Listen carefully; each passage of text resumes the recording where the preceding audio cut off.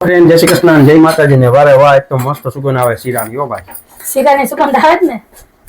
બનાવવાની તો હતી સુખડી પણ સુખડીનો મેળ ન પડ્યો એનું કારણ છે કે છે ને ગોળ થોડોક જ હતો ને ગોળ વગરની તો સુખડી બને નહીં પછી વિચાર કર્યો સુખડી નહીં તો આપણે એનો ભાઈ શીરો બનાવી નાખીએ એટલે ખાંડ ગોળનું પાણી કરી અને શીરો બનાવ્યો સુખડીનો ભાઈ શીરો હા તો પછી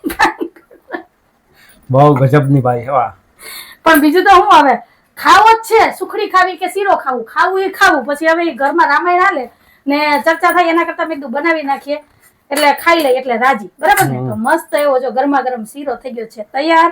તો આવી જાવ તમે બધાય શીરો ખાવાને કોને કોને ભાવે છે